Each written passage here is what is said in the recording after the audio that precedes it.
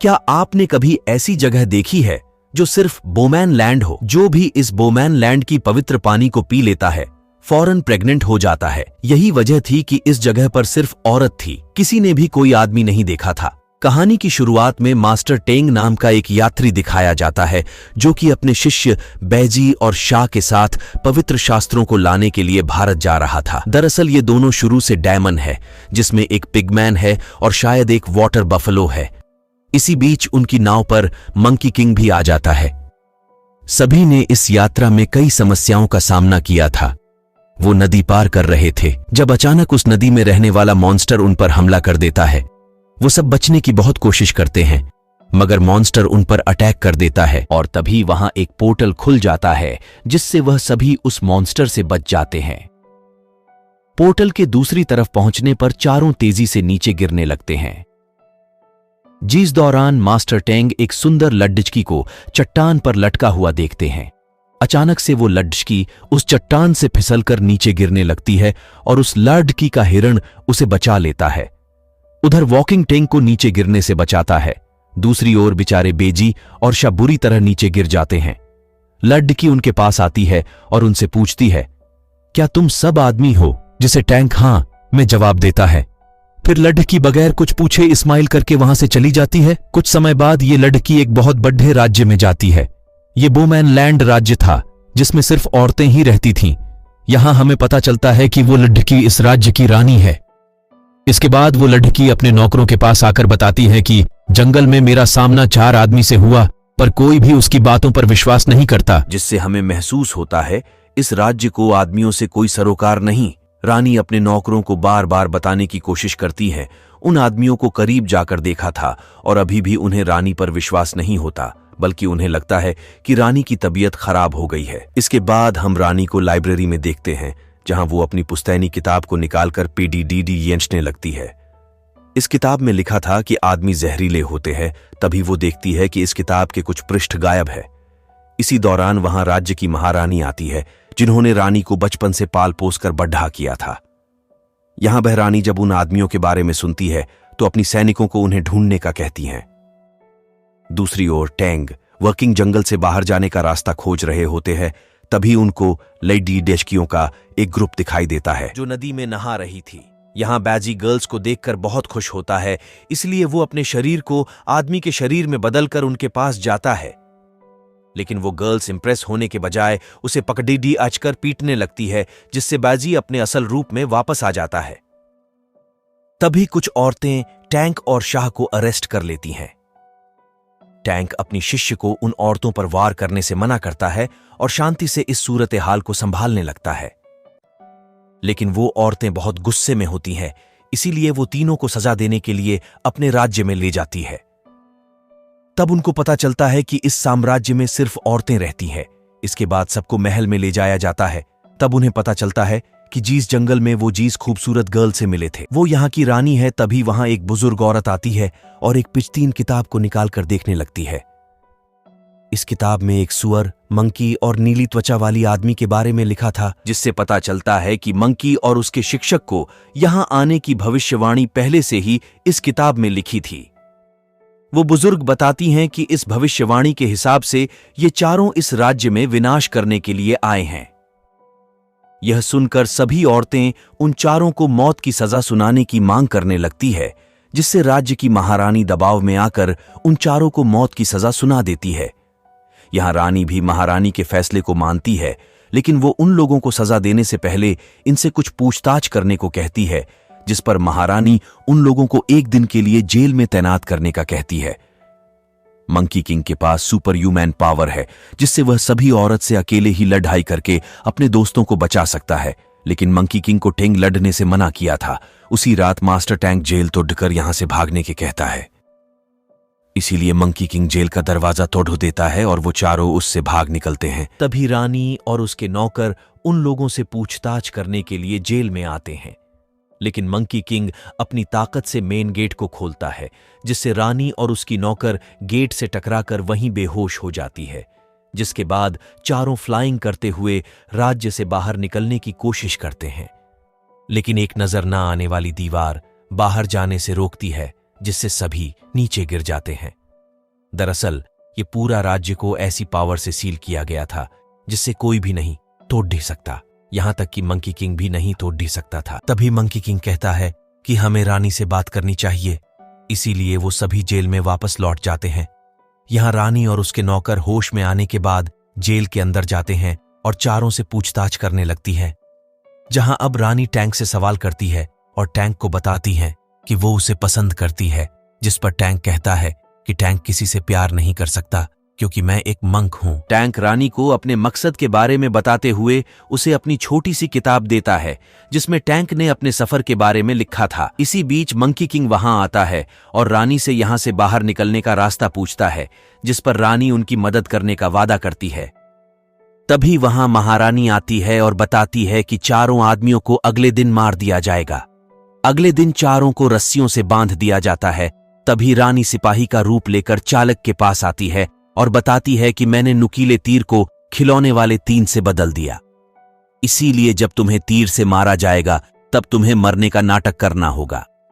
यहां सबसे पहले शॉ को तीर मारा जाता है, जिससे लगने के बाद वो मरने का नाटक करने लगता है। लेकिन जब टैंक को तीर मारा जाता है तब वो मरने का नाटक नहीं कर पाता, क्योंकि इससे हमेशा से कहा गया था कि कभी भी दूसरों को धोखा नहीं देना चाहिए। तभी मंकी किंग बड्ढी चालाकी से पत्थर मारता है जिससे बेहोश हो जाता है। इसके बाद मंकी किंग को भी तीर मार दिया जाता है जिससे वो भी मरने का नाटक करने लगता है। लेकिन जो बैजी की बारी आती है तब वह रानी अपने सैनिकों को तीर बदलने का आदेश देती है, क्योंकि वह एक बदसूरत आदमी था और इस राज्य में बदसूरत आदमी का होना सबसे बद्धा अपराध था। क्योंकि बैजी एक राक्षस है, इसलिए वो इतनी आसानी से मरने वाला न था। अब महारानी चारों आदमियों के शरीर को एक नदी में फेंकने का आदेश देती है। तभी रानी अपने नौकरों के साथ इस नदी के पास पहुंच जाती है जहां उन चारों को फेंका गया था। इसके बाद रानी सभी को एक महफूज जगह पे ले आती है। असल में जगह सदाजे की पवित्र जगह थी। यहां रानी बताती हैं कि उसे भी इस राज्य से बाहर निकलने का रास्ता नहीं पता। यहां रानी का मानना था कि उनकी पुश्तैनी किताब से जो पेज गायब है उनमें यहां से बाहर निकलने का रास्ता जरूर लिखा होगा। यह सुनकर मंकी किंग कहता है कि शायद इस पश्तीनी किताब पृष्ठ इसी पवित्र जगह में कहीं पर छुपा होगा, इसीलिए वो सभी पृष्ठ को खोजने लगते हैं। तभी मंकी किंग को वो पेज मिलता है जिसे वो टैंक को दे देता है। जब वो इस पृष्ठ पे लिखे वर्ड्स को पढ़ते हैं तो उन्हें पता चलता है कि जो भी सच्चे प्यार के मतलब को समझेगा वो यहां से बाहर निकल सकता है। तभी टैंग कहता है कि मैं प्यार के बारे में ज्यादा नहीं जानता, जिसमें रानी एक नौकर से दादजी के एक लव स्टोरी वाली अफवाह के बारे में बताती है कि इस राज्य की एक लड़की को बाहरी दुनिया में रहने वाले वोटर बॉय से प्यार हो गया था, लेकिन वो दोनों अलग अलग दुनिया से थे, जिस वजह से वो फिजिकल रूप से नहीं मिल सकते थे। इसीलिए वो टेलीपैथिक रूप से एक दूसरे से मिलने लगे, पर बाद में उनके साथ क्या हुआ इसके बारे में किसी को कुछ भी पता नहीं है। इसी दौरान अचानक से टैंक शो और बीजी दर्द से चीखने लगते हैं और उनका पेट फूल जाता है। अब रानी उन्हें बधाई देते हुए कहती हैं कि तुम लोगों ने पवित्र जगह की नदी का पानी पिया है, जिस वजह से तुम तीनों प्रेग्नेंट हो गए। इससे हमें पता चलता है कि वुमन लैंड पर रहने वाली सभी गर्ल्स इस नदी के पानी को पीकर प्रेग्नेंट होती है। रानी उन्हें यह भी बताती है कि तुम्हारे बच्चे को पैदा होने में सिर्फ 9 दिन ही लगेंगे।